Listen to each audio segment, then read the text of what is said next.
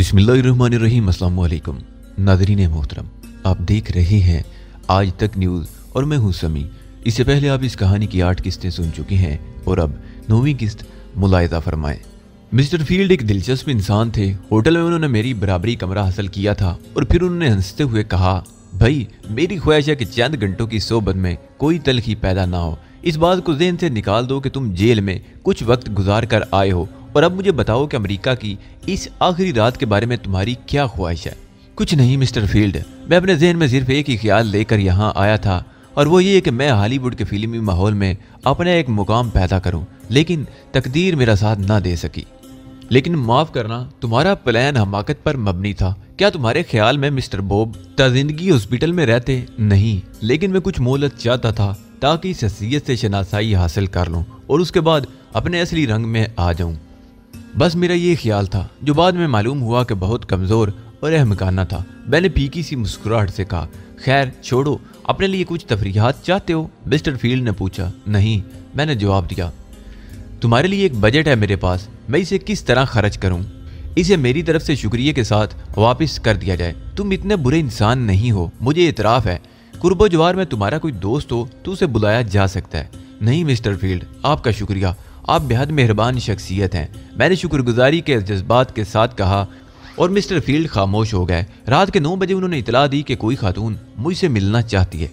ये खबर सुनकर मैं हैरान रह गया, कौन हो सकता है? मैंने सोचा और फिर मैंने मुलाकात की ख्वाहिश का इजहार कर दिया, लेकिन जो लड़की अंदर दाखिल हुई थी उसे देखकर मैं काफ़ी हैरान हुआ। वो लूसिया थी। ओह मिस लूसिया, मैंने ताज्जुब से कहा, कैसे मिजाज हैं आपके? लूसिया ने शगुफ्ता मुस्कुराहट के साथ पूछा। ठीक हूँ, लेकिन आपको देखकर मैं ज़रूर हैरान हुआ हूँ। मेरी हैरत बदस्तूर थी। मेरे जहन में आपका एक मकाम है मिस्टर एलिस, और ये सब कुछ उन चंद दिनों में हुआ जब आप हमारे साथ थे। वो दोनों लड़कियां भी आपसे बेहद मुतासिर हैं, लेकिन मैंने तो ऐसा कोई तासर नहीं छोड़ा। आप बेहद अच्छे इंसान हैं, वरना जिस हैसियत से आप हमारे दरमियान आए थे उससे फ़ायदा उठाते हुए आप हमें कोई भी हुक्म दे सकते थे। ग्रैनी ने तो आपसे कई बार मुलाकात करनी चाहिए, लेकिन मिस्टर बॉब आपके नाम से ही खौफजदा रहते हैं। लूसिया मुस्कुराई और मुझे हंसी आ गई, हालांकि मैंने ऐसी कोई हरकत नहीं की थी। मैंने हंसते हुए कहा, कल आप वापस जा रहे हैं? लूसिया ने कहा, हाँ, इम्कान तो यही है। मैंने मुख्तसर कहा, नहीं, ये यकीनी अमर है। लूसिया जवाबन बोली, बहरहाल मैं नाखुश नहीं हूँ। आपने मेरे लिए यहाँ आने का खतरा क्यों मोल लिया मिस लूसिया? बस मैं आपसे मुलाकात की ख्वाहिशमंद थी। वैसे मैंने मिस्टर बॉब की मुलाजमत छोड़ दिया है, लूसिया ने जवाब दिया। ओह क्यों? मैंने हैरान होकर पूछा। बस शक्की मिजाज और चिड़चिड़े आदमी है। मिस्टर बैकर से भी उनका काफ़ी झगड़ा हुआ। अभी तक कोई फिल्मसाज उन्हें मुतासिर नहीं कर सका। वो अपनी दौलत को बहुत ठोंक बजाकर खर्च करना चाहते हैं, लूसिया ने बताया। और फिर देर तक वो मुझसे गुफ्तगू करती रही। मैंने उसे काफ़ी पिलाई और उसके बाद वो जाने के इरादे से उठ गई। मैंने एक बार फिर उसका शुक्रिया अदा किया और उसे दरवाजे तक छोड़ने आया।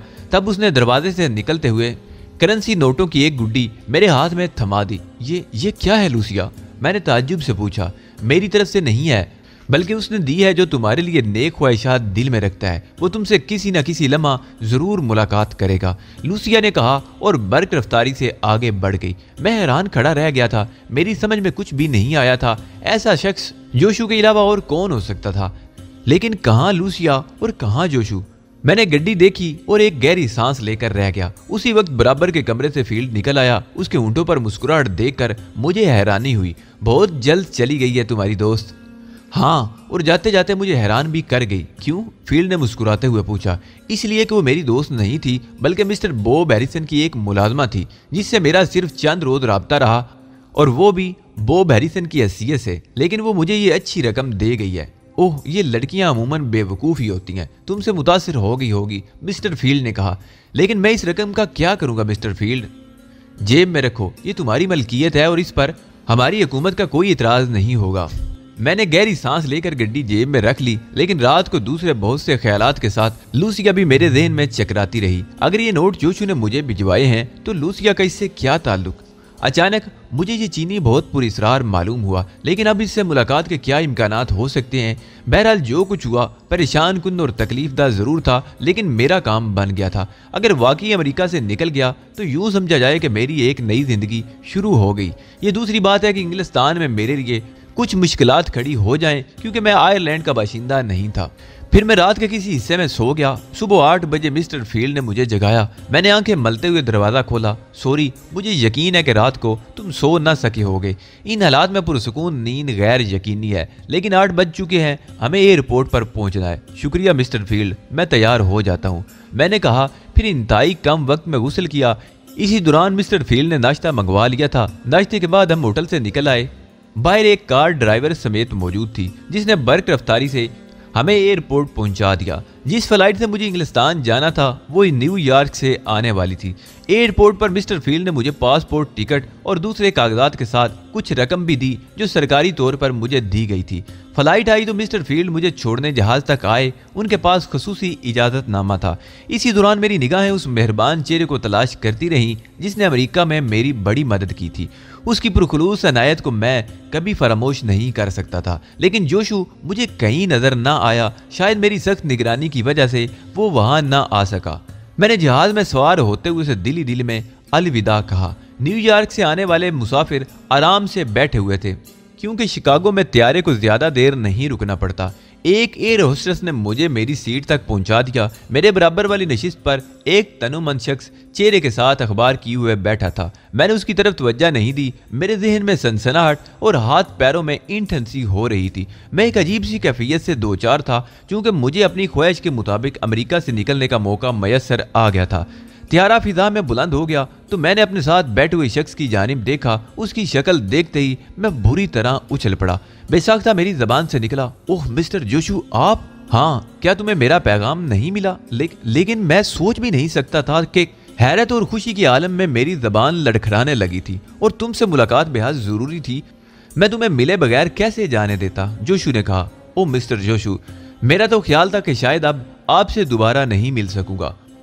मुझे जोशू की इस तरह अचानक मिल जाने से दिली मुसर्रत हो रही थी। मैं न्यूयॉर्क से कैलिफोर्निया तक का ये सफर तुम्हारी खातिर कर रहा हूँ, जोशू ने कहा। तो क्या आप न्यूयॉर्क से आ रहे हैं? मैंने मजीद हैरानी से पूछा। उस शख्स ने मुझे चकरा कर रख दिया था। कदम कदम पर मुझे ऐसे शदीद झटके दिए थे कि मैं गंद चक्कर बनकर रह गया था। हाँ, मैं कच्चे काम नहीं करता। शायद ये बात तुम्हारे इल्म में ना हो कि तुम्हारा केस ओलिव हावर्ड ने अपने हाथ में ले लिया है। वो एक यहूदी है और दुनिया के बेशतर ममालिक में उसे हवा कहा जाता है।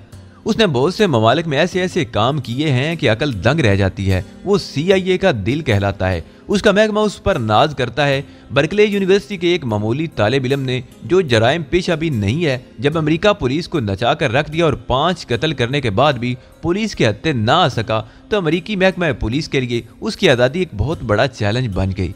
चुनाचे अब हावर्ड ने यह चैलेंज कबूल किया है। उसकी एक वजह यह भी है कि यहूदियों को भी तुम्हारा यूं आज़ाद घूमना अच्छा नहीं लगता। चुनाचे उन्होंने भी हावर्ड को इसके लिए मजबूर किया कि वो तुम्हारी आज़ादी सल्ब करे। ओलिव हार्ड का कहना है कि वो हर कीमत पर अली यार खान को गिरफ्तार करके अमेरिकी हुकाम के हवाले कर देगा। उसके हाथ बहुत लंबे हैं और अली यार खान दुनिया का कोई खित्ता भी उसकी दस्तरस से दूर नहीं है। बहुत खूब, मैंने मुस्कुराते हुए कहा।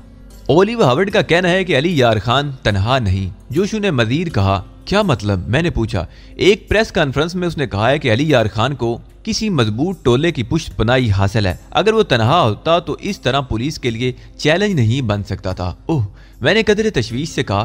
क्या इसका इशारा तालिब इल्मों या मकामी पाकिस्तानी ताजरों की तरफ है? नहीं, उसने इस सिलसिले में वजाहत कर दी है और कहा है कि पाकिस्तानी तलबा का उन वाकयात से कोई ताल्लुक नहीं है। तो फिर? मैंने पूछा।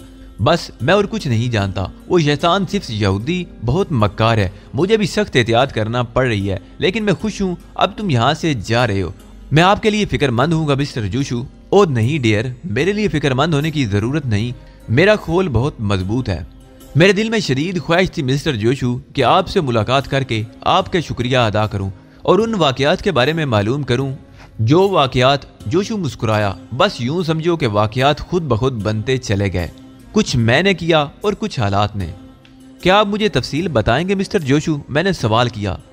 कहाँ से सुनना चाहते हो? जोशू ने पूछा। जहाँ से आपने मुझे बॉब हैरिसन बनाया था।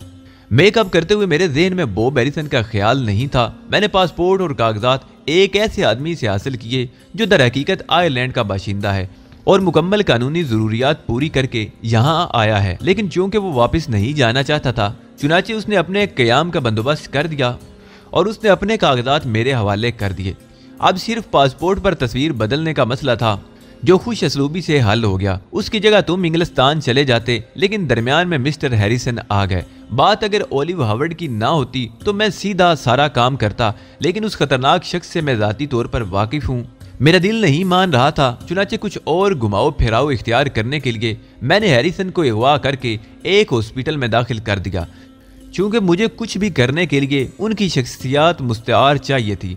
यूं मैंने तुम्हें शिकागो पहुंचा दिया, लेकिन अब भी से होनी कहा जा सकता है कि मिस्टर हैरिसन हॉस्पिटल से निकल भागे और उसके बाद जो कुछ हुआ तुम्हारे सामने है। मैं बस हालात पर निगाह रखता रहा। मैंने सोचा था कि जहां भी कोई उलझन पेश आई मैं मुदाखलत करूंगा, और उसके लिए मैंने बंदोबस्त कर लिया था। मैं चंद मिनट खामोश रहकर उसकी गुफ्तगू के तासर में डूबा रहा। फिर मैंने गहरी सांस लेकर कहा, मैं आपकी मेहरबानियों का शुक्रिया अदा नहीं करूंगा मिस्टर जोशू, इन्हें सीने में रखूंगा, बस यही मुनासिब भी है। जोशू ने मुस्कुराते हुए कहा। लूसिया ने मुझे कुछ रकम दी है मिस्टर जोशू, मैं उस लड़की के किरदार पर हैरान हूँ। लूसिया हमारी साथी है। मैंने तुमसे पूरे एतमाद के साथ ये बात कह दी थी कि तुम्हारा दिल जो चाहे करो, जब मुझे जरूरत होगी तुमसे राब्ता कायम करूंगा। उसकी यही दो वजूह मौजूद हैं। दरअसल उस वक्त तुम मुझे पसंद आए जब तुमने निहायत कामयाबी से अपने दोनों काम कर लिए, यानी गेन मिलर का कत्ल और अपनी तहरीर का हुसूल। उसके बाद मुझे तुम पर यकीन हो गया कि तुम अपने काम निपटाने की सलाहियत रखते हो। मेरे इत्मीनान की दूसरी वजह लूसिया थी, वो मुझे हालात से बाखबर रख रही थी। ओह, मैंने गहरी सांस ली। इसके अलावा मैं तुम्हें एक और इतला देना चाहता हूँ अली, जो तुम्हारे लिए बेहद कार आमद है। वो क्या मिस्टर जोशू? मैंने तुमसे गुफ्तगू किए बगैर एक काम किया, और वो ये है कि फ़लस्तीनी तंजीम अल आसफा को तुम्हारे बारे में इतला दे दी है। मैंने एक खास पैगाम में उन्हें इशारा दिया है कि मुमकिन है बहुत जल्द तुम इंग्लिस्तान पहुंच जाओ। आपने ये भी बड़ा काम किया है मिस्टर जोशू, मैंने ममनून लहजे में कहा। तुमसे पूछे बगैर मैंने ये सब कुछ इसलिए कर लिया कि मुझे तुम्हारे रुझानात का अंदाजा हो गया था।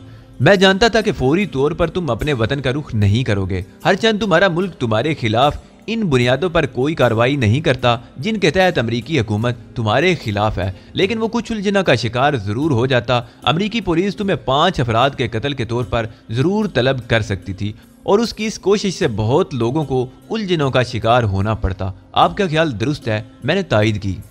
जाहिर है तुम्हें उसके बाद फलस्तीनी तंजीम में पनाह लेनी पड़ती, इसलिए मैंने उन्हें तुम्हारे बारे में इतला दे दी है। आपने बेहतर किया, मैंने जवाब दिया, और जोशू खामोश हो गया। इस सिलसिले में अगर कोई बात होती तो मिस्टर जोशू मुझे जरूर आगाह करते। मैं खुद भी अपने मिशन की तकमील के लिए इन लोगों में शामिल होने का ख्वाहिशमंद था, लेकिन ये काम इतना आसान नहीं था। जोशू की इतला देने से कोई फर्क तो नहीं पड़ता। बिलाखिर मिस्टर जोशू मुझसे रुखसत हो गए। मैंने एक गर्मजोश मुसाफे से उन्हें रुखसत किया था। चलते वक्त उन्होंने कहा, हालात अगर तुम्हें सुकून मयसर कर दें तो मुझे मुबहम अल्फाज में इसकी इतला जरूर देना। और मैंने गर्दन हिला दी। जोशू की जगह एक मुअम्मर खातून ने ले ली जो इंतहाई कनूती थी, और मेरे लिए उनकी ये कनूतियत बेहतरीन साबित हुई। मैं सुकून चाहता था, चुनाचे मैंने आंखें बंद करके सीट की पुश से टिक गया। यूं लगता था जैसे खुदा ने मेरी सुन ली। मुझे अमेरिका से निकलने का मौका मिल गया था और मेरे दुश्मन पांव पटकते रह गए थे, लेकिन अब लंदन में मुझे नए सिरे से जिंदगी का आगाज करना था। मैं इसके लिए प्रोग्राम बना रहा था। मामूली सी रकम मेरे पास थी। लंदन में ये रकम ज्यादा देर तक साथ नहीं दे सकती थी। इसके अलावा जाहिर है मैं इस मेकअप में वहां खतरात नहीं मोल ले सकता था। मुझे अपनी ये हैसियत बदलनी थी। बहरहाल लंदन में दाखिल होकर इस बारे में मुनासिब फैसला किया जा सकता था। ज़हन पर गनूदगी की सी कैफियत तारी हो गई, और ये गनूदगी बड़ी नफा बख्श साबित हुई। फासले कम हो गए। बिलाखिर लंदन एयरपोर्ट आ गया। त्यारा रनवे पर उतर गया और मैं दिल में मुसरतें लिए दूसरे मुसाफिरों के साथ बाहर आ गया। त्यारे की सीढ़ियां उतरते हुए मैंने मुसरत भरी निगाहों से लंदन को देखा। अजनबी शहर, लेकिन जिसकी लातादाद दास्तानें मेरे जहन में थी। जहां मेरा कोई शनासा नहीं था, लेकिन अब इस शहर में शनासाई करनी थी। गोये मेरी मंजिल नहीं थी, मुझे अभी यहाँ से आगे बढ़ना था। कस्टम हाउस में बड़ी मुस्तैदी से काम शुरू हो गया। एक बूढ़ा और झुर्रियां पड़े हुए चेहरे के मालिक कस्टम ऑफिसर ने मेरा पासपोर्ट और दीगर कागजात तलब किए, और मैंने निहायत इत्मीनान से ये चीजें उसके हवाले कर दी। ऑफिसर पासपोर्ट देखने लगा और फिर उसने तय करके मेरी तरफ बढ़ा दिया, लेकिन न जाने क्यों उसका बढ़ा हुआ हाथ दोबारा रुक गया। उसकी नीवा आंखें फैल गई और उसने बागौर मेरा चेहरा देखा। मेरा दिल तेजी से धड़कने लगा। क्या हो गया? क्या बात होगी? ऑफिसर का चौंकना मैनी खेज था। फिर उसने किसी कदर खुश्क लहजे में कहा, आपका सामान कहाँ है? वो सामने मौजूद है। लेकिन ऑफिसर क्या बात है? मैंने लहजे को संभाल कर शाइस्तगी से पूछा, बराए करम मेरे साथ आइए, थोड़ी सी जहमत दूंगा। जरूर, मैंने खुश इखलाकी से कहा और उसके साथ आगे बढ़ने लगा। दिल चीख चीख कर कह रहा था कि भाग जाओ, कोई नई मुसीबत आने वाली है, लेकिन ये मुमकिन नहीं था। लंदन में पहला कदम मैं जहन्नुम में नहीं रखना चाहता था और इस शहर के बारे में सिर्फ किताबी मालूमात थी जो साथ नहीं दे सकती थी। लेकिन हुआ क्या, ज़ेन इस बात का फैसला नहीं कर पा रहा था। बूझल कदमों से मैं उसके साथ एक खूबसूरत दफ्तर में दाखिल हो गया। यहाँ चंद लोग मौजूद थे। अफीसर ने उनमें से एक नौजवान शख्स से कुछ गुफ्तगू की और वो चौंक कर मुझे देखने लगा। अफीसर ने नरम लहजे में कहा, बराए करम तशरीफ रखिए, मुझे उम्मीद है कि आप महसूस ना करेंगे, बस एक एहसास है, हम उसकी तस्दीक कर लें। क्या मैं जान सकता हूँ मिस्टर, आपके जहन में क्या है? उसके लिए चंद लम्हे की मोहलत दें। हाँ, इस दौरान कोई ऐसी हरकत ना करें जो हमारे और आपके लिए तकलीफ दे हो। उसने ज़ईफ अफसर को इशारा किया और बाहर निकल गया। मेरा हल्क खुश्क हो रहा था, लेकिन मैंने खुद पर काबू रखा और इंतजार करने लगा। चंद लम्हात के बाद मैंने 2 पुलिस अफसरों को इस कैबिन के दरवाजे पर देखा जो मुसल्ला थे। कुछ हो गया, जरूर कुछ हो गया है, ये मेरा दिल चीख चीख कर कह रहा था। वहां बैठे बैठे तकरीबन 20 मिनट गुजर गए। मैंने इस दौरान किसी से कोई बात नहीं की थी। 25 मिनट के बाद वो कस्टम ऑफिसर वापस आ गया। उसके चेहरे पर उलझन के आसार थे, लेकिन अंदर आकर उसने खुश इखलाकी से गर्दन हिलाई। आपके लिए काफी मंगवाऊं मिस्टर एंड्रयू वेल्स? नहीं शुक्रिया, लेकिन मेरा ख्याल है मेरे वक्त की इस बर्बादी की जिम्मेदारी आप पर आयद होगी बिलाशुबा, लेकिन मुझे यकीन है कि आप इसे हमारी मजबूरी तसव्वुर करेंगे। फराइज की बजा आवरी आप भी पसंद करते होंगे। मुझे कम अज कम ये तो मालूम होना चाहिए कि मुझ पर क्या शक है। ओह, मेरी मदद के लिए ये हजरात आ गए, आप इनसे गुफ्तगू कर लें। उसने कैबिन के दरवाजे की तरफ इशारा किया और मैंने चौंक कर देखा। 3 पुलिस अफसर वर्दियों में मलबूस नजर आ रहे थे। बाहर खड़े कांस्टेबलों ने दरवाजा खोल दिया और वो तीनों अंदर दाखिल हो गए। हेलो ऑफिसर, मेरा नाम हेनरी जैक है और मैंने आपको फोन किया था। इस कस्टम ऑफिसर ने कहा। हेलो मिस्टर जैक, खैरियत? तशरीफ रखिए। आप हजरात बराए करम ये पासपोर्ट मुलाहिजा फरमाएं। मुझे यकीन है कि ये नाम आपके ज़हन से ना उतरा होगा। कस्टम ऑफिसर ने पासपोर्ट एक पुलिस अफसर के हाथ में थमा दिया। मैं पूरी उम्मीद नजरों से पुलिस अफसर को देख रहा था। मैं क्या ख्यालात लेकर इंग्लिस्तान आया था, लेकिन यहाँ भी कोई मुसीबत मुंह खोले खड़ी थी। पुलिस अफसर ने पासपोर्ट देखा और फिर चौंक कर मुझे देखने लगा। फिर उसके मुंह से आवाज निकली, एंड्रयू एलिस, एंड्रयू एलिस? लेकिन ये मिस्टर एलिस तो नहीं है, लेकिन सब कुछ पता वगैरह वही है। फिर उसने कस्टम ऑफिसर की तरफ देखा, लेकिन जनाब एयरपोर्ट पर कस्टम के रिकॉर्ड में इस शख्स की तस्वीर तो होगी, क्या वो? लेकिन उसकी बात पूरी होने से कबल कस्टम ऑफिसर ने जेब से एक तस्वीर निकालकर उसके सामने रख दी। ओह शुक्रिया, हाँ ये एंड्रयू एलिस की तस्वीर है। मैं नहीं समझ पा रहा कि आप लोग ये सब क्या कर रहे हैं। क्या आपको मेरे वक्त का ज्यादा एहसास है? क्या आप जानते हैं कि किसी मुसाफिर को रोकना कानून के खिलाफ है? मैंने किसी कदर वसीले अंदाज में कहा, लेकिन मुझे अपनी आवाज का खोखलापन साफ महसूस हो रहा था। हमें अफसोस है जनाब, लेकिन सूरत हाल ही कुछ ऐसी है। एंड्रयू एलिस नामी शख्स ने इंग्लिस्तान में एक संगीन जुर्म किया था और फिर वो यहाँ से फरार हो गया था। पुलिस उसकी तलाश में है और अब इस पासपोर्ट पर आपका नाम एंड्रयू एलिस दर्ज है और इत्तेफाक से दूसरे कागजात भी उस शख्स की निशानदेही करते हैं। इन हालात में हमारी तशवीश हक़ बजानिब है, लेकिन मैंने तो कोई जुर्म नहीं किया। और क्या पूरे इंग्लिस्तान में एक ही एंड्रयू एलिस होगा? हरगिज नहीं, लेकिन कागजात शुबे में डालते हैं, इसलिए आपको हमारे साथ चलना होगा। आइए। आखिरी लफ्ज तहमकाना था और उसके सिवा चाराकार भी नहीं था कि मैं उसकी बात मान लूं। यूं एयरपोर्ट से मैं पुलिस कार में पुलिस डिपार्टमेंट में आ गया। इस खूबसूरत इमारत के एक कमरे में मुझे मिस्टर डैनी विल्सन के सामने पेश किया गया और उस नर्म खूब शख्स ने नहायत नरमी से मुझे बैठने का इशारा किया। मातहत अफसर ने मेरा मसला उसके सामने पेश कर दिया और वो खामोशी से सुनता रहा। फिर उसने पासपोर्ट और कागजात तलब किए और उन्हें देखता रहा। उसके बाद गर्दन हिलाते हुए बोला, ठीक है, इस बात की तहकीकात कर लो, मुजरिम की तस्वीर मौजूद होगी। जी हाँ, लेकिन यही शुबे की बात है, ये साहब इस तस्वीर से नहीं मिलते। मेकअप का शुबा है? अफसर ने नर्म लहजे में पूछा। मुमकिन है जनाब, तस्दीक कर लो। वैसे मिस्टर एलिस, आप इंग्लिस्तान से अमेरिका कब गए? अफसर ने पूछा। तकरीबन 3 माह कबल। मकसद क्या था? उसने पूछा। सियाहत मेरे दिल में अमेरिका देखने की ख्वाहिश थी, मैंने जवाब दिया। इतने मुख्तसर वक्त में आपकी वापसी ताज्जुब खेज है, मेरे हालात इससे ज्यादा इजाजत नहीं देते, मैंने किसी कदर तल्ख लहजे में जवाब दिया। यहाँ आपके अजीजो अकारब और दूसरे दोस्त वगैरह होंगे? सवाल किया गया। हाँ, क्यों नहीं, बराए करम उनके बारे में तफसीलात से आगाह करें। यह हमाकत है, मैं इस ज्यादती पर शदीद एहतजाज करता हूँ। मैं एक अमन पसंद और शरीफ इंसान हूँ, लेकिन मेरे साथ मुजरमों जैसा सलूक किया जा रहा है। मैं पुलिस से अब कोई गुफ्तगू नहीं करूँगा। मैं आपके मजीद किसी सवाल का जवाब नहीं दूंगा। उसके बावजूद पुलिस आपके बारे में मुकम्मल तहकीकात किए बगैर आपको रिहा नहीं करेगी, अफीसर ने जवाब दिया और मैंने नफरत से गर्दन फेर ली। पुलिस अफसर ने उसके बाद भी कई सवालात किए, लेकिन मैंने किसी का जवाब नहीं दिया। मेरे ख्याल में बचत का यही एक तरीका रह गया था, इसके सिवा कोई चाराकार नहीं था, क्योंकि मेरे अल्फाज खुद मेरे गिर्द फंदा डाल सकते थे। अफीसर ने तरह तरह मुझे मजबूर किया, लेकिन मैंने उसके साथ हद तक अमेज सलूक जारी रखा, जिससे वो मुश्तिल हुआ और उसने हुक्म दिया कि मुझे लॉकअप में डाल दिया जाए। लंदन में मुझे इस नागहानी इफ्तार की तवक्को न थी। मेरा तो ख्याल था कि मैं मुसीबतों की जिंदगी से निकल आया हूँ, लेकिन शायद अभी तकदीर की दौड़ में कुछ गिरें बाकी थी। सूरत हाल किसी हद तक मेरी समझ में आ गई थी। एंड्रयू एलिस कोई जुर्म करके यहाँ से फरार हुआ था और उसने अमेरिका में खुद को रोपोश करने का फैसला किया था, लेकिन जाहिर है बेचारे जोशु को ये तफसील मालूम नहीं होगी और फंदे में मैं आ गया।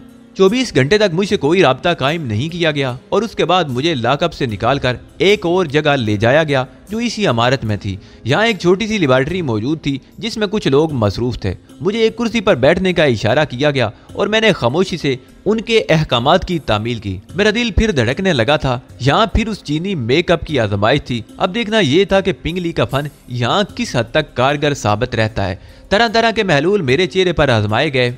उसके बाद गैस भी इस्तेमाल की गई, लेकिन पिंगली जिंदाबाद वो अपनी कोशिश में नाकाम नहीं हुए थे। तब मेरे बारे में रिपोर्ट दे दी गई कि मेरे चेहरे पर कोई मेकअप नहीं है। इस रिपोर्ट के साथ मुझे एक बार फिर पुलिस ऑफिसर के पास भेज दिया गया। पुलिस ऑफिसर ने रिपोर्ट पढ़ी, फिर गहरी निगाहों से मुझे देखकर बोला, इसके बावजूद मैं ये कहने पर मजबूर हूँ कि तुम्हारे कागजात जेली हैं। मैं तुम्हें कुछ कहने से नहीं रोक सकता। मैंने सर्द लहजे में कहा, आखिर तुम हमें अपने बारे में सब कुछ क्यों नहीं बताते थे? मैं इन हालात में जरूरी नहीं समझता। मैंने खुश्क लहजे में कहा, देखो मिस्टर, पुलिस से दुश्मनी किसी तौर बेहतर नहीं होती। तुम ख्वाह मुखा मुझे इश्तियाल दिला रहे हो।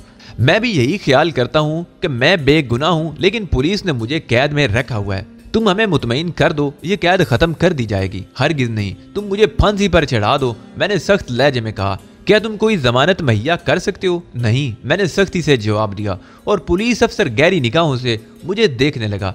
फिर उसने किसी को बुलाने के लिए घंटी बजा दी और 2 पुलिसमैन उसके पास आ गए। ले जाओ, बंद कर दो, पुलिस अफसर ने कहा और मुझे एक बार फिर उस लॉकअप में डाल दिया गया। लंदन पुलिस के बारे में मेरी मालूमात ज्यादा बेहतर नहीं थी, लेकिन इस वक्त मैंने अंदाजा लगा लिया था कि लंदन पुलिस जिच हो गई है। वो इसके अलावा और कोई चारा भी मुझ पर नहीं लगा सकते कि मेरे कागजात में सुकम है और वो एक ऐसे शख्स की निशानदेही करते हैं जो यहाँ से जुर्म करके फरार हुआ है, लेकिन मैं वो नहीं हूँ। मजीद एक रात मुझे लॉकअप में रखा गया। वैसे यहाँ भी मुझे कोई तकलीफ नहीं थी और मेरी ज़रूरियात का पूरा ख्याल रखा गया था। दूसरे दिन तकरीबन 10 बजे मुझे फिर ऑफिस में बुलाया गया। इस बार पुलिस अफसर के साथ एक खूबसूरत लड़की और एक रेड उम्र शख्स भी था। दोनों ने गहरी निगाहों से मुझे देखा। पुलिस अफसर ने मुझे बैठ जाने का इशारा किया था, लेकिन मैंने उसकी ये पेशकश कबूल नहीं की। क्या ख्याल है मिस रीटा? पुलिस अफसर ने लड़की से पूछा। हरगिज नहीं जनाब, ये एंड्रयू नहीं, अगर इसके चेहरे पर कोई मेकअप ना हो। नहीं, इस बात का इत्मीनान कर लिया गया है, पुलिस अफसर ने कहा। तब ये एंड्रयू नहीं है। आप भी मुतमईन रहे मिस्टर बर्टनरेड, उसने उधेड़ उम्र शख्स से पूछा जो बगौर मुझे देख रहा था। हाँ, ये एंड्रयू नहीं, वो चौंक कर बोला। शुक्रिया, ज़हमत के लिए माफी का ख्वास्तगार हूँ, आप लोग जा सकते हैं, पुलिस अफसर ने कहा और वो शख्स और लड़की वहां से चले गए। तब पुलिस अफसर ने गहरी सांस लेकर कहा, ठीक है मिस्टर एंड्रयू एलिस, आप भी जा सकते हैं, लेकिन चंद जरूरी हदायत नोट फरमा लें। आप मुकम्मल तौर पर आज़ाद हैं कि पुलिस के इस रवैये के खिलाफ एहतजाज करें और इस पर मुकदमा कर दें, क्योंकि हम खुद को इस तफ्तीश में हक़ बाजानिब समझते हैं। मैं अगर चाहूँ तो उस वक्त तक आपको हिरासत में रख सकता हूँ जब तक आपकी तरफ से पूरी तरह मुतमईन ना हो जाऊँ या आप कोई बेहतर जमानत पेश ना कर दें। लेकिन मेरी आपसे जाती दुश्मनी नहीं और मैं बिला वजह आपको एक लम्हे के लिए भी हिरासत में नहीं रखना चाहता। चुनाचे जाती हमदर्दी की बुनियाद पर मैं आपको रिहा कर रहा हूँ, लेकिन आपके ये कागजात और पासपोर्ट मेरी तहवील में रहेंगे और मेरी दरख्वास्त है कि हर तीसरे दिन आप पुलिस से रब्ता कायम करें और उस वक्त तक ये पाबंदी करते रहें जब तक कि मैं आपसे मुतमईन ना हो जाऊँ। मैं बहुत जल्द इस ज्यादती के लिए आपसे जवाब तलब करूँगा। मैं भी कोई लफंगा नहीं हूँ, एक मुअज़्ज़ज़ शहरी हूँ। ये आपका हक है, इससे मैं आपको नहीं रोकूंगा, पुलिस अफसर ने मुस्कुराते हुए कहा और फिर मेरी जरूरी चीजें मुझे वापस कर दी। पासपोर्ट और कागजात पुलिस ने अपनी तहवील में रखे। मैं पुलिस स्टेशन की इमारत से निकल आया। पुलिस अफसर ने जो हदायत दी थी मुझे उनकी चंदा परवाह नहीं थी। हालात मेरे साथ आंख मचोली खेल रहे थे और इस अजीम शान शहर में मैं एक गुमशुदा बच्चे की मानिंद था जो हर एक चेहरे में अपने लिए अपनाइयत तलाश कर रहा हूँ। मुझे एहसास था कि मैं खुद को बहुत कुछ समझने के बावजूद अभी तक कुछ नहीं समझा था। मेरे पास अगर कोई दौलत थी तो सिर्फ वो जज्बा था जो मेरे सीने में मौजूद था। मैं कुछ करना चाहता था, लेकिन जज्बों की तकमील भी जदोजहद की तालिब होती है। और अभी मैं इम्तिहान के दौर में था। पुलिस डिपार्टमेंट से निकलकर मैं लंदन की अजनबी सड़कों पर आ गया। पहले अपने लिए किसी मुनासिब जगह की तलाश जरूरी थी। जरा सा सुकून मिले तो आइंदा इकदाम के बारे में सोचूं। मैं तो इलाकों से भी नावाकिफ था। थोड़ी देर तक तो परेशानी के आलिम में चलता रहा। फिर एक बुक स्टॉल पर निगाह पड़ी और मैं उसकी तरफ चल पड़ा। बुक स्टॉल पर पहुंचकर मैंने लंदन का नक्शा तलब किया जो मुझे मिल गया और नक्शा लेकर मैं यहाँ से भी चल पड़ा। सड़कों पर छोटे छोटे टी स्टॉल बने हुए थे जिन पर पिब लिखा हुआ था। मैंने एक पिब का रुख किया और एक सीट पर जा बैठा। वेटर से चाय तलब करके मैंने नक्शा खोल लिया और उसे सामने रख कर देखने लगा। बड़ा मुकम्मल नक्शा था और इसमें लंदन की सारी तफसीलात मिलती थी। मैंने वो जगह तलाश की जहां मैं खुद मौजूद था। नक्शे में वो आसानी से मिल गई। ये इलाका बोरिनियो कहलाता था। यहाँ से बाईं तरफ चलते हुए रेजिमेंट स्ट्रीट आती थी और उसके पहलू में ऑक्सफोर्ड स्ट्रीट थी जहाँ चंद होटल और रेस्तोरानों के नाम लिखे हुए थे। यही करीब तरीन जगह थी। चुनाचे मैंने यहीं के किसी होटल में क़याम का फैसला किया। पिब का बिल अदा करके मैं उठ गया और रेजेंट स्ट्रीट की तलाश में चल पड़ा। लंदन अभी मेरे लिए तारीख था और फिलहाल मैं यहाँ खुद को एक मुतमईन इंसान नहीं समझ सकता था, क्योंकि इस पुलिस अफसर ने एक नई मुसीबत खड़ी कर दी थी। लेकिन अभी मिस्टर जोशू का एक तोहफा मेरे पास मौजूद था और उस तोहफे से मैं खातिर ख्वाह फायदा हासिल कर सकता था, यानी वो मेकअप जिसे अमेरिकी और बरतानवी माहिरीन भी साफ नहीं कर सकते थे। यकीनन वो एक काबिल फख्र चीनी इजाद थी, एक ऐसी इजाद जिसका तोड़ इन जदीद मुमालिक के पास नहीं था। रेजेंट स्ट्रीट के लार्ड में मुझे एक कमरा मिल गया। वो दरमियाने दर्जे का साफ सुथरा होटल था जिसका ये मुख्तसर सा कमरा मुझे बहुत पसंद आया। मैंने वेटर को टिप दी और फिर बाथरूम में जा घुसा जहाँ गर्म पानी के गुस्ल ने मुझे बेपाया सुकून बख्शा। न जाने कितनी देर में गुस्ल करता रहा और जब तबीयत सैर हो गई तो सोने का लिबास पहनकर निकल आया। दरवाजे पर दस्तक हो रही थी। मैंने आगे बढ़कर दरवाजा खोल दिया, लेकिन उस लड़की को देखकर मैं चौंक पड़ा जिसे थोड़ी देर कबल पुलिस स्टेशन में देखा था। फरमाइए, मैंने खुश्क लहजे में कहा। मैं आपके इस लहजे से बददिल नहीं होंगी, अंदर आने की इजाजत चाहती हूँ। लड़की की लहजे में इल्तजा थी। मैं दरवाजे के सामने से हट गया और वो अंदर आ गई। बराए करम दरवाजा बंद कर दे, वो बोली और मैंने दरवाजा बंद कर दिया। वापस मुड़कर मैं सवालिया अंदाज में उसे देखने लगा। आप अभी तक खतरे में हैं, वो बोली। क्या मतलब? पुलिस के दो सादा लिबास आदमी आपका ताकुब करते हुए यहाँ तक आए हैं, वो बोली और मैं चौंक पड़ा। आपको कैसे मालूम? मैंने पूछा। मैं भी आपका ताकुब करती हुई यहाँ तक आई हूँ। पुलिस के ताकुब की वजह मैं जानता हूँ, लेकिन आपसे तारुफ नहीं हो सका। मैंने बदस्तूर तीखे लहजे में पूछा। मैं सख्त शर्मिंदा हूँ जनाब, मुझे आपकी जंजलाहट का भी अंदाजा है, लेकिन बाज़ औक़ात इंसान की मजबूरियाँ उसे हर काम पर मजबूर कर देती हैं। मुझे अंदाजा है कि आप ज़हनी और जिस्मानी तौर पर थके हुए होंगे, मगर मेरी बेचैनी ने मुझे सुकून नहीं लेने दिया और बिलाकर मैं आप तक आ गई। आखिर में लड़की की आवाज़ रूहानसी हो गई। तशरीफ रखिए, मैं अपने सख्त रवैये की माफ़ी चाहता हूँ, मैंने नरम आवाज़ में कहा और वो बैठ गई। मैं भी इसके सामने एक सोफे पर बैठकर गहरी निगाहों से उसे देखने लगा। कोई नई कहानी, कोई नया मोड़, मैंने सोचा। मेरा नाम रेटा है, उसने कहा। शायद मैंने सुना था। मैं एंड्रयू एलिस की मंगेतर हूँ। मैं उसे बेहद चाहती हूँ, वो मेरा महबूब है। खुदा के लिए मुझे उसके बारे में बता दो, खुदा के लिए। वो सिसकने लगी। मेरी समझ में नहीं आता कि मैं कौन से अल्फाज में कहूँ खातून कि वो एंड्रयू मैं नहीं हूँ, ना ही मेरी आपसे मंगनी हुई है। इसके अलावा आपकी मैं क्या मदद कर सकता हूँ? मगर तुम्हारे कागजात वही हैं, ये बात मुझसे ज्यादा और कौन जान सकता है? उसने रोते हुए कहा। आप पुलिस को ये बयान दे सकती हैं, आपको कौन रोक सकता है? मैंने कहा, क्योंकि उन कागजात की तैयारी में मैंने उसकी मदद की थी। मुझे यकीन है आप उसके बारे में जानते हैं, आप जरूर जानते हैं। अगर इंसानियत के नाते आप मेरी मदद करना चाहें तो मेरा पता हाजिर है। मैं नहीं जानती कि आप कौन है और इस अंदाज में आप यहाँ क्यों आए हैं, लेकिन आप अगर किसी तौर पर मेरे एंड्रयू को जानते हैं तो खुदा के लिए मुझे उसके बारे में बता दें। उसके सिले में आप मुझसे जो चाहेंगे मुझे मंजूर होगा। वो रोती हुई उठ गई। उसने अपना कार्ड मेज पर डाल दिया था। मैंने उसे रोकने की कोशिश नहीं की, लेकिन उसके जाने के बाद मैंने उसके कार्ड पर पता जरूर देखा था। फिर मुझे उसकी इतला का ख्याल आया, अगर पुलिस मेरे पीछे लगी यहाँ तक आई है तो ये खतरनाक बात है। इससे बचने का क्या तरीका हो। देर तक सोचने के बाद मैंने एक फैसला कर लिया। एक बार फिर मुझे अपना मेकअप तब्दील करना पड़ा था। इस तब्दीली के बाद मैं कमरे से बाहर निकल आया। चंद जरूरी चीजों के अलावा मैंने कुछ और साथ नहीं लिया था। फिर इंतहाई एहतियात से मैं एक तवील चक्कर काटकर होटल के सामने वाले हिस्से से दोबारा होटल में दाखिल हुआ। एक नए नाम से कमरा हासिल किया और उसी होटल के दूसरे कमरे में मुकीम हो गया। अब मैं पुरसुकून था। चुनाचे एक पुरसुकून नींद के बाद जब मैं दूसरी सुबह जागा तो तबीयत हशाश बशाश थी। मुझे नहीं मालूम था कि मेरी निगरानी करने वालों पर क्या बीती, उन्होंने क्या किया। नाश्ते वगैरह से फारिग होकर मैं बाहर निकल आया। सड़क सुनसान थी, किसी खास बात का अंदाजा नहीं हो सका। तब मैंने एक गुजरती हुई टैक्सी रोकी और उसमें बैठकर चल पड़ा। मैंने टैक्सी ड्राइवर को रेटा के फ्लैट का पता दे दिया था। उसे इत्तेफाक ही कहा जा सकता है कि जब मैं उसे बिल्डिंग के सामने पहुंचा तो रेटा फुटपाथ के सामने खड़ी एक कार में बैठ गई। ड्राइवर, इस कार का ताकुब करो। ताकुब? ड्राइवर ने मशकूक अंदाज में मुझे देखा। फिक्र ना करो, वो मेरी मंगेतर है और मैं देखना चाहता हूँ कि वो इस वक्त कहाँ जा रही है। मैं आज उसकी मसरूफियात के बारे में मालूम करके ही रहूंगा। ड्राइवर ने गाड़ी रेटा की कार के पीछे लगा दी। रास्ते में मैंने उससे कहा, लंदन की लड़कियां काबिल एतमाद नहीं होती जनाब, इनके बारे में सोचना ही बेकार है। मेरा नाम पीटर है, 6 लड़कियों से इश्क कर चुका हूँ। लेकिन ड्राइवर बहुत दिलचस्प आदमी था। मैंने उससे दोस्ती गांठ ली। रीटा बर्नेड हाउस में दाखिल हुई थी। मैं उसके बारे में मुकम्मल इत्मीनान चाहता था, इसलिए यह दिन मैंने उसकी नजर कर दिया। 5 बजे वो बर्टर हैंड हाउस से निकली थी। थोड़ी देर तक बाजार में शॉपिंग करती रही, फिर अपने फ्लैट में चली गई। मैंने अब उससे मुलाकात का फैसला कर लिया था। पीटर को वहीं रुकने का इशारा करके मैं बिल्डिंग में दाखिल हो गया। रीटा का फ्लैट तलाश करने में मुझे कोई दिक्कत नहीं हुई थी। कॉल बेल बजाने पर उसने दरवाजा खोला था, लेकिन वो मुझे पहचान नहीं सकी थी। अनजान निगाहों से मुझे देखने लगी। मेरा नाम एंड्रयू है और हम लाड़ में मुलाकात कर चुके हैं।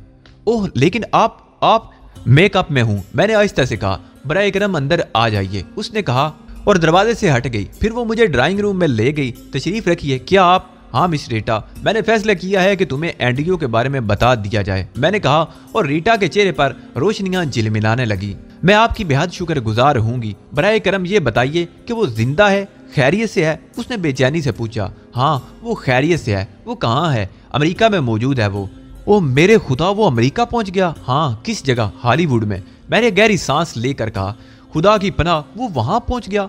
रीटा की हैरत दम बदम बढ़ती जा रही थी। हाँ मिस रीटा, उसने मुझे एक खास मिशन पर यहाँ भेजा है। इस सिलसिले में उसने मुझे फौरी तौर पर अपने ही कागजात मुहैया कर दिए थे, सिर्फ तस्वीर बदलवाई गई थी। उसने मुझे तुम्हारा हवाला नहीं दिया था, लेकिन तुम्हारी बात ने मुझे बावर कराया कि यहाँ तुम मेरी बेहतर तरीन मददगार साबित हो सकती हो, क्योंकि मैं पहली बार इंग्लैंड आया हूँ। तुम यकीन करो मिस्टर, अब अपना सही नाम तो बता दो। उसने अपना जुमला दरमियान में रोक कर पूछा। तुम मुझे मार्क गैबल कह सकती हो। हूँ, मगर तुम यूरोप के बाशिंदे तो नहीं नजर आते। इन तमाम उलझनों में ना पड़ो रीटा। तुम्हें इल्म होगा कि इस बात का एंड्रयू एलिस का ताल्लुक सिर्फ यूरोपियन ममालिक से नहीं था। उसका दायरा कार बहुत वसी था। बस इससे ज्यादा इसके बारे में मैं तुम्हें नहीं बता सकूंगा। मैं इससे ज्यादा जानना भी नहीं चाहती। ये बताओ, एंड्रयू एलिस हॉलीवुड में किस जगह क़याम पजीर है? 18 इवन बोरिनो, मैंने जवाब दिया और वो मुज़तरिब अंदाज में बैठ गई। एक मिनट, मैं उसका पता नोट कर लूं, मुमकिन है ज़हन से निकल जाए, उसने कहा और एक मेज के करीब पहुंच गई जहां राइटिंग पैड और पेंसिल पड़ी हुई थी। पता नोट कर लो, मगर इसे एहतियात के साथ रखो और किसी और के हाथ ना लग जाए, मैंने कहा और उसने गर्दन हिला दी। वो वहां ठीक तो है? हाँ बिल्कुल ठीक। लेकिन क्या वो वहीं क़याम करेगा? हाँ, उस वक्त तक जब तक उसे अपने बारे में इत्मीनान ना हो जाए, मैंने जवाब दिया। खुदा की पनाह, वैसे तुमने मुझे बड़ा ज़हनी सुकून बख्शा है। मैं उसके लिए सख्त परेशान थी। मिस रीटा, अगर आप महसूस ना करें तो मैं मुख्तसर आपकी कहानी सुनना चाहता हूँ, मैंने कहा और रीटा ने गर्दन झुका ली। कोई खास कहानी नहीं, मैं तुम्हें बता चुकी हूँ कि मैं उससे प्यार करती हूँ। वो मेरा महबूब है। वो बुरे रास्तों का राही था। मैंने उसे रोकने की बहुत कोशिश की, लेकिन जब वो अपने रास्ते से ना हटा तो मजबूरन मैंने भी वही रास्ता अपना लिया। मिस्टर बर्टननेड एक सनतकार हैं और मैं उनकी सेक्रेटरी की हैसियत रखती हूँ। आज तक मिस्टर बर्टननेड को यह बात मालूम नहीं हो सकी कि मेरा ताल्लुक किसी तरह एंड्रयू से था, बल्कि जब एंड्रयू ने उन्हें 10 लाख पाउंड की चोट दी और वो तिल मिलाकर उसकी तलाश में सरगर्दा हो गए, उन्होंने सारी गवाहियों में मेरा ही सहारा लिया। और ये इत्मीनान करने के बाद कि एंड्रयू इस मुल्क से निकल चुका है, मैंने उसके साथ बज़ाहिर हर ताउन किया ताकि कम अज कम उनकी कोशिशों से आगाह रहूं। यही वजह थी कि जब पुलिस डिपार्टमेंट में मिस्टर बर्नेट को बुलाया गया तो साथ ही मुझे भी तलब कर लिया गया कि मैं एंड्रयू को पहचानने में पुलिस की मदद करूं। ठीक गोया मिस्टर बर्टननेट को चोट देने में आपका भी हाथ था।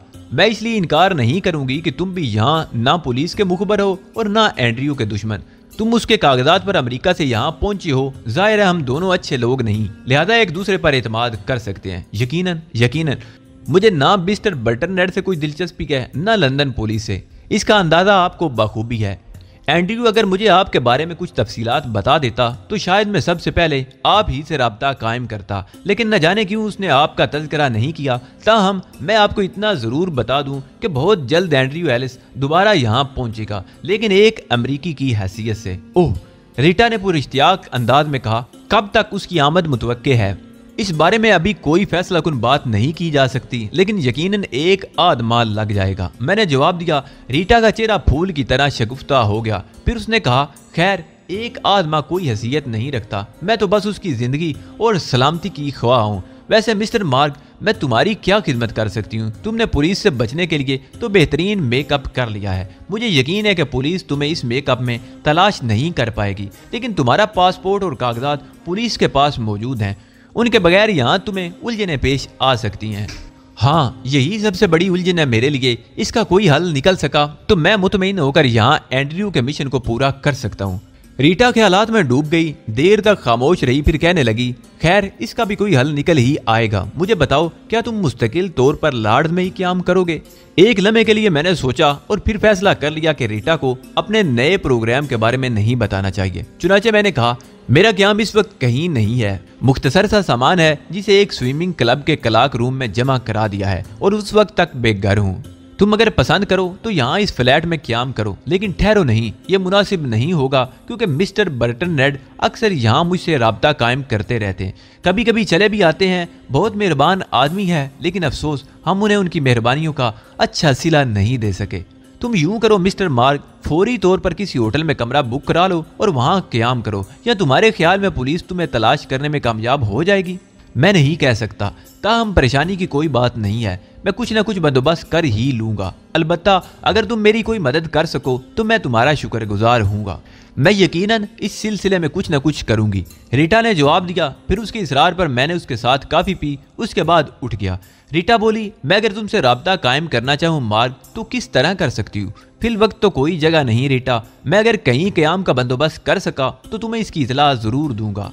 वैसे तुम जिस वक्त कहो मैं तुम्हें फ़ोन कर लूँ हूँ। खैर एक आध दिन तो कोई खास उलझन नहीं होगी, लेकिन मेरा ख्याल है तुम परसों सुबह 10 बजे मुझे फ़ोन कर लेना, मुमकिन है ज़रूरत पेश आ जाए, रीटा ने कहा और मैंने गर्दन हिला दी। उसके बाद मैं उससे रुखसत होकर बाहर निकल आया। टैक्सी ड्राइवर पीटर इत्मीनान से अपनी सीट की पुश से टिका मेरा इंतजार कर रहा था। मैं उसके करीब पहुंचा तो उसने जल्दी से उतरकर दरवाज़ा खोल दिया और मैं अंदर बैठ गया। जी साहब, अब कहाँ चलूँ? बस पीटर, थोड़ी देर लंदन की आवारा गर्दी कराओ और उसके बाद मुझे लॉर्ड के पास छोड़ देना, मैंने जवाब दिया और पीटर ने गर्दन हिला दी। शाम की स्याही पूरी तरह झुक आई थी और लंदन के गली गोचे रोशन हुए जा रहे थे। लंदन की शाम रोशनियों से कहकशां बनी हुई थी। विक्टोरिया स्टेशन से गुजरकर हम ट्राइफिगर स्क्वायर आ गए। यहाँ कमकमों की चांदनी फैली हुई थी। चौक के वस्त में इस्तादा व बुलंदो बाला स्तून की चोटी पर खड़े लॉर्ड नेल्सन की तिरछी टोपी रोशनी से चमक रही थी। ट्राइफिगर के स्क्वाड के मशहूर जमाना कबूतर नेशनल गैलरी के यूनानी सतूनों और सेंट पॉल के गिरजाघर के गुंबद में बसेरा करने जा चुके थे और बड़े चौक के फुआरे के अकम में जहां एक देवजाद मछली का मुजस्मा गुलफड़े फुलाए मुंह से पानी उगल रहा था, हरि कृष्णा हरि ओम की आवाजें आ रही थी।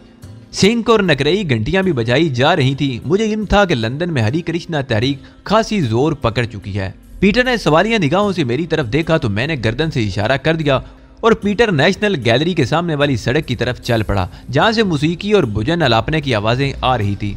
7 अंग्रेज लड़के और 3 लड़कियां हिंदू ब्राह्मणों और मंदिरों में रक्स करने वाली दासियों का रूप धारे फुटपाथ पर नाच रहे थे। लड़कों के सर सिवाय ब्राह्मणों की रिवायती चोटी के मुकम्मल तौर पर मुंडे हुए थे।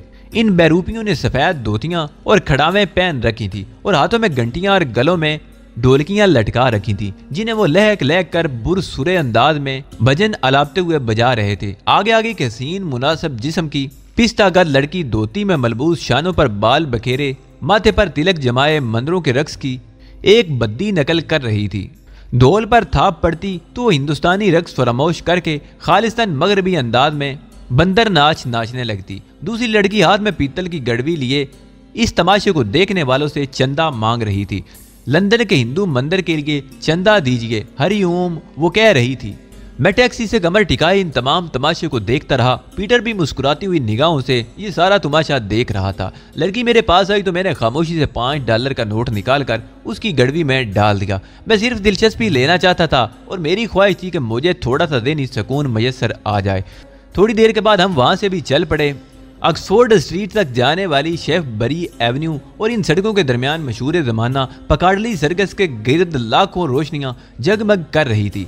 पकाडली के दरमियान एरोज के मुजस्मे के गिर्द हैप्पियों के हुजूम लगे हुए थे और सारे के सारे आवारा गर्द अपनी मनमानियों में मसरूफ थे। हम वहां भी ज्यादा देर ना रुके। जूं जूं रात गहरी होती जा रही थी, कुहर भी गाढ़ी होती जा रही थी। उसके साथ ही सर्दी का एहसास भी बढ़ रहा था। मैंने पीटर से वापसी के लिए कहा तो उसने गर्दन झुका दी। रास्ते में मैं इन हिप्पों के बारे में सोच रहा था जिनके बदन पर पूरे लिबास भी नहीं थे और वो अपनी दुनिया में मस्त थे। क्या इन लोगों पर यह सर्दी असर अंदाज ना होती होगी? मैं सोचता रहा। पीटर ने भी मुझे मुखातिब नहीं किया था। अलबत्ता जब मैं लार्ड के करीब पहुंचा तो पीटर ने मुस्कुरा कर कहा, वैसे तो सब ठीक है ना चीफ? हूँ? मैं चूक पड़ा। मेरा मतलब है आपकी मंगेतर, क्या आप उसकी तरफ से अभी भी गैर मुतमईन है? नहीं पीटर, मेरा ख्याल गलत था। उसके बारे में मैंने यूं ही बात बनाने की गर्ज से उससे कह दिया। पीटर मुस्कुराकर गर्दन हिलाने लगा, फिर बोला, ज्यादा उलझन में पड़ा ही ना जाए तो बेहतर होता है। मैंने उसे मीटर देखकर बिल अदा किया और उसके साथ ही खासी टिप भी। उसने गर्दन झुकाकर मेरा शुक्रिया अदा किया था। फिर पूछा, कल आऊं चीफ? हाँ पीटर, 11 बजे के करीब आ जाना। मैं अगर ना भी मिलूं तो फिक्र मत करना, तुम्हारा मीटर बराबर चलता रहेगा। थैंक यू सर, उसने माथे के करीब हाथ ले जाकर कहा और फिर गाड़ी में बैठकर गाड़ी आगे बढ़ा दी। मैं लार्ड की जानिब चल पड़ा था। वैसे अब मुझे एहसास हो रहा था कि शायद मेरे सितारे गर्दिश से निकल रहे हैं। अभी तक मैं लंदन पुलिस की निगाह में नहीं आ सका था, हालांकि वो शायद मेरी तलाश में होगी। रीटा पर मैंने बहुत भरोसा किया था, लेकिन उसे अपनी रिहाइश गाह के बारे में नहीं बताया था। हालात अभी तक सुकून नहीं लेने दे रहे थे ताकि मैं अपने मकसद की तकमील के लिए कुछ कर सकूं। दूसरा दिन भी हस्बे मामूल रहा। 11 बजे पीटर पहुंच गया। उस बेचारे ने शायद मेरे बारे में मालूमात हासिल करने की कोशिश भी की थी, लेकिन कामयाब ना हो सका था। इसलिए लार्ड के सामने टैक्सी में बैठा मेरा इंतजार कर रहा था। Hello Peter. हेलो सर, मैं आपको तलाश करने में नाकाम हो चुका था। सॉरी पीटर, मुझे कुछ देर हो गई। मैंने इतराफ का जायजा लेकर कहा। मैं गहरी नजरों से अपने इतराफ में देख चुका था। हालात पुरसुकून ही नजर आ रहे थे, या ये मेरा हुस्न नजर था। मैं पीटर के साथ चल पड़ा। पीटर को मेरे बारे में कुछ मालूम नहीं था, इसलिए वो बेचारा मेरी आवारा गर्दी का शिकार रहा। फिर एक पब्लिक कॉल बूथ से थोड़े से फासले पर मैंने टैक्सी रुकवाई और बूथ में दाखिल होकर रीटा के नंबर डायल किए, लेकिन रीटा से फोन पर बात नहीं हो सकी। मैं वापस टैक्सी में आ बैठा और लंदन की सड़कें नापने लगा। बहुत सी उलझनें सर उभार रही थी। जेब ज्यादा अरसे तक साथ नहीं दे सकती थी। टैक्सी का बिल ही भारी पड़ जाता। मैं वो अयाशी ना करता अगर लंदन के कागजात साथ होते और लंदन अजनबी ना होता। कम अज कम टैक्सी में बैठकर कदम कदम पर लोगों की रहनुमाई की जरूरत नहीं थी। लंच के वक्त मैंने पीटर को वापस लार्ड चलने के लिए कहा और पीटर ने गर्दन हिला दी। थोड़ी देर के बाद उसने मुझे लार्ड पहुंचा दिया। मेरे लिए क्या हुक्म है चीफ? उसने पूछा। मैंने उसे चंद नोट देकर कहा, बस अब मैं होटल में ही आराम करूंगा। कल मुलाकात होगी। 11 बजे के करीब आ जाना। वो सलाम करके वापस चला गया। मैं थके थके कदमों से अंदर चल पड़ा। तबीयत पर न जाने क्यों इस मलहाल सा तारी हो गया था। शायद ये एहसास था कि लंदन में अब बुरे दिन शुरू होने वाले हैं। मुमकिन है जेल में ही गुजारनी पड़े और यह भी मुमकिन है कि हालात इससे भी ज्यादा खराब हो जाएं, क्योंकि अभी तक कोई तरकीब समझ में नहीं आई थी। लंदन पुलिस अमेरिकन पुलिस की तरह तेज रफ्तार नहीं थी, या फिर मेरे मामले को इतना अहम नहीं समझा गया था कि इस पर भरपूर तवज्जो दी जाती, वरना अब तक कुछ न कुछ हो जाना चाहिए था। होटल के कमरे में देर तक मैं इन्हीं ख्यालात में सरगर्दा रहा। मेरा ज़हन हिजान का शिकार होता जा रहा था। कोई अमल ज़रूरी है। मैं लंदन आ चुका हूँ। हर चंद के यहाँ के हालात ख़राब थे और मेरे लिए आज़ादाना नकलो हरकत की गुंजाइश नहीं थी, लेकिन फिर भी यह खामोश आवारा गर्दी क्या मैंने रखती थी, जबकि अमेरिका में यह बात नहीं थी। खाने के बाद एक बार फिर मैंने रीटा को फोन किया, लेकिन वो अब भी मौजूद नहीं थी। मैं होटल में ना रुका और बाहर निकल आया। लंदन की सड़कों पर पैदल चलते हुए ये एहसास हो रहा था जैसे हर आंख मेरी तरफ मुतवज्जा हो, लेकिन मैं चलता रहा। फिर एक कहवा खाने के सामने फुटपाथ पर लगे हुए स्टॉल पर खड़े होकर मैंने चंद किताबें देखी और उनमें से कोई किताब खरीदने का इरादा कर रहा था कि एक रैक में लगे हुए आज के अखबार पर नजर पड़ी। बस यूं ही एक नाम नजर आया था जिसे देखकर मैं चौंके बगैर न रह सका।